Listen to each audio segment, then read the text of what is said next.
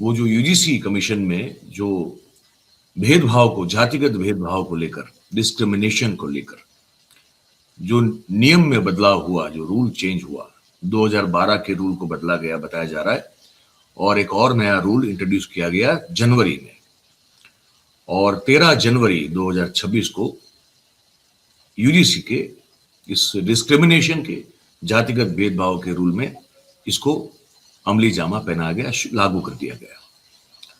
और तभी से जो है वो एक धीरे धीरे देश में जो सवर्ण लोग हैं, अपर कास्ट हैं, उनके मन में एक तरह से गुस्सा, आक्रोश पैदा होना शुरू हुआ। शुरुआत में वो समझ नहीं पाए क्योंकि उनको भी ये था, उनको खास रूप ये था कि ये जो सरकार दिल्ली में बैठी है, ये सरकार तो वैसे तो हमने ही तो बना के भेजी है।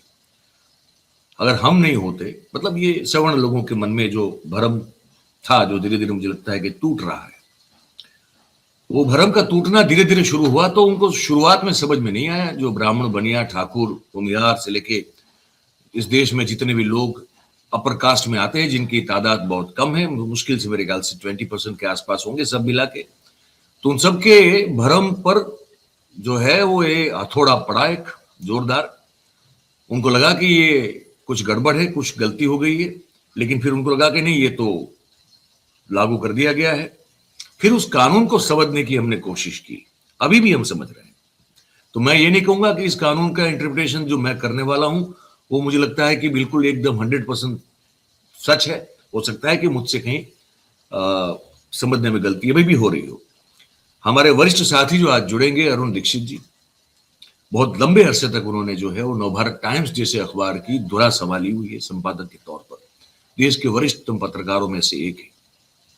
बहुत कुछ हमसे पहले का दौर भी जो है उन्होंने बहुत करीब से देखा हुआ है, चाहे वो ये रिजर्वेशन जब हुआ, मूवमेंट हुई थी वीपी सिंह के जमाने में, उसकी आग और आंधी क्यों ना हो, या मंडल का रथ यात्रा का जो है वो पूरा एक दौर हमने देखा, वो क्यों ना हो। देश को अलग अलग इस तरह के हालात से गुजरते हुए अरुण जी ने बहुत करीब से देखा है। आज हम जो बात करने वाले हैं वो लग रहा है कि शायद हमको उस तरफ लेके जा सकता है, उसी हालात तक जहां पे एक अंधाधुंध तमाम जो परिस्थिति है वो बन जाए। वो जो कटेंगे तो बटेंगे, बटेंगे तो कटेंगे वाला जो स्लोगन है वो नेस्तो नाबूद शायद हो जाए, और शायद देश को सही में ये समझ में आ जाए कि हमारा जो ब्रह्मांड पुरुष है वो हकीकत में राष्ट्र गुल्लू है, क्योंकि उसने पूरे देश को अपने कुछ ऐसे निर्णयों के जरिए ऐसा सबक सिखाने की कोशिश की है कि अगर आपकी थोड़ी भी चेतना जागृत हो तो आपकी 7 पीढ़ियां उसको नहीं भूल सकती है। ये शायद निर्णय जो है उसमें से एक हो सकता है, हमको नहीं पता होगा नहीं होगा, क्योंकि वो जो हिंदू एक होने वाली बात अब तक लगातार की जा रही थी, और अभी अभी यहाँ 2 दिन 4 दिन पहले तक मोहन भागवत जी जो हैं वो घूम घूम कर देश में अलग अलग राज्यों में, अलग अलग शहरों में जाके जो बात करते हुए सुनाई देते थे कि अगर हम सोच लें, अगर हम ठान ले, तो आने वाले 10, 12, 15 साल में इस देश से जातिवाद जो है वो नेस्तो नाबूद हो सकता है। पर ये जो यूजीसी में कानून का नियम का बदलाव है वो कहीं ना कहीं उस जातिवाद की हीन या तो घृणास्पद सोच को और धार देता है और मजबूत करता है, और पहले से भी ज्यादा घातक बना रहा है। अब हम इसमें कोई पक्ष नहीं लेंगे, हम नहीं लेना चाहते और हम लेंगे भी नहीं। हमारा काम सोशल एक्टिविस्ट का नहीं है, सामाजिक कार्यकर्ता का नहीं है, हम पत्रकार हैं। हम जो हो रहा है उसको आपके समक्ष प्रस्तुत करेंगे। मैंने देखा सुशांत सिंह जैसे जो अब तक मोदी साहब की चालीसा और पता नहीं क्या क्या उनका मंत्र गान करने वाले जो पत्रकार हैं, जो पाठशाला नाम की कोई वो प्रोग्राम चलाते हैं, उन्होंने जमकर जो है इसको हिंदू विरोधी बता दिया है, या तो सवर्ण विरोधी बता दिया है। शुभांकर मिश्रा जैसे जो यूट्यूबिंग करते हैं, जिनको बहुत देखा जाता है, उन्होंने भी कहा कि भाई बुरा मत मानिए, लेकिन हम इसको जो है गलत मान रहे हैं। हम गलत सही में नहीं पढ़ने वाले हैं, क्योंकि पत्रकारिता का मूलभूत सिद्धांत जो मुझे समझ में आता है वो ये है कि हम जो है उसको दिखा दें कि आपके सामने ये चीजें हो रही है, इसका प्रो ये है, इसके प्रोज ये है, ये इसके कौन सी है, इसकी खामियां ये हैं, इसकी खूबियां ये यहाँ पे कुछ सही दिख रहा है, यहाँ पे कुछ लोगों के लिए यहाँ पे गलत दिख रहा है। तय तो देश की जनता को करना है, हमको नहीं करना है। तो हम कोई हमारा जजमेंट इस पर नहीं डालेंगे। मैं तो कम से कम उससे बिल्कुल दूर रहता हूं। मुझे लगता है अरुण जी भी नहीं करेंगे, मेहुल भी हमारे साथ जुड़ने वाले हैं। अब आप कोई कह सकता है कि आप तीनों तो पंडित लोग हो, ब्राह्मण हो। अब वो जन्म से हैं हम, और बाकायदा है, उसमें हमारा कोई काबू नहीं है।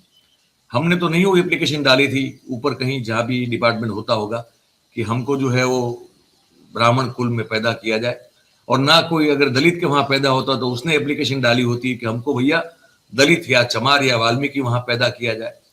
ये अनंत अंबानी या आकाश अंबानी ने भी एप्लीकेशन नहीं डाली होगी कि भैया हमको मुकेश भाई को वहां पैदा किया जाए। ये अब है जैसे होता है, हमको नहीं पता कैसे होता है। तो इसको थोड़ा अलग से रख के इस बातचीत को देखिएगा, सुनिएगा। और जीवन भर हमने यही कोशिश की है कि देश और देश के लोगों के लिए क्या सही है उसको समझने की कोशिश करें और वही उन तक पहुंचाने की कोशिश करें। आज भी वही कोशिश करने वाले हैं। तो आप सबसे गुजारिश है कि बातचीत शुरू करें उससे पहले इस मंच को सब्सक्राइब नहीं किया तो कर लें। बातचीत थोड़ी लंबी हो सकती है क्योंकि मुद्दा बड़ा गंभीर है और बहुत सारे पहलुओं को हमको इसमें देखना पड़ेगा। क्योंकि उत्तर प्रदेश में तो एक अब अचानक से एक तूफान आंधी सा उठ गया है। अलंकार अग्निहोत्री नाम के, जब वो हम भी अग्निहोत्री है तो हमको किसी के 2-3 हमारे रिश्तेदारों के फोन भी आए, बोले देखो एक वो अग्निहोत्री है और तुम एक और तुम अग्निहोत्री हो। हमने कहा ठीक है, तो उसमें हम नहीं जाएंगे अभी। लेकिन अलंकार अग्निहोत्री जो कि सिटी मजिस्ट्रेट साहब है, उन्होंने, हम खबर बताएंगे आपको और उसका विश्लेषण करेंगे। हमको किसी जात नात के जाति के वो जो बाड़ा है उसमें हमको बांध के मत देखिएगा, ये आपसे विनती है। उन्होंने इस्तीफा दे दिया, फिर कहा कि मुझे बंधक बनाया गया। फिर शंकराचार्य जी जो वहां प्रयागराज में अपनी अलग से जो है वो एक दरबार बना के भर के बैठे, उनसे हमने बातचीत की। फिर उन्होंने ऑफर कर दी कि सनातन धार्मिक व्यवस्था में हम आपको सिटी मजिस्ट्रेट से भी बहुत ऊंचा पद देंगे। बहुत कुछ हो रहा है। बहुत सारे लोगों के वो जो गौभक्त होने वाले, जो भाजपा का झंडा पकड़ के घूमने वाले, जो मोदी मोदी करने वाले लोग हैं, वो अपने घर से भाजपा का झंडा उतार के फेंकते नजर आ रहे हैं। अपनी गाड़ी पे, कार पे लगा हुआ स्टिकर मिटाते हुए नजर आ रहे हैं और ऐसी ऐसी गालियां सुनाते नजर आ रहे हैं जो हम यहाँ पे आपको ना दिखा सकते हैं ना हम आपको सुना सकते हैं। और साथ में जो हमारे SC ST और ओबीसी समाज की, क्योंकि इसमें ओबीसी समाज को जोड़ा गया है। अब ये ओबीसी समाज को जोड़ा गया, मुझे लगता है ये सबसे बड़ा प्रॉब्लम है। क्योंकि ओबीसी तो वही तो थे जो जय श्री राम का झंडा उठा के अब तक जो है आप जिनका इस्तेमाल करके जो है उन युवाओं को कहीं भी बेच सकते थे। आप समझ रहे हैं? अब उनको भेज दिया हाथ में लोहे का सरिया देके, तलवार देके, त्रिशूल देके। कावड़ यात्रा पे ज्यादातर कौन निकलते हैं? हमारे ओबीसी युवा निकलते हैं। यहाँ एक साधन, एक टूल की तरह, एक हथियार की तरह, कहीं भी जहां मंदिर या मस्जिद या चर्च के खिलाफ बाहर जाके प्रदर्शन करना हो तो ज्यादातर कौन इस्तेमाल होता है?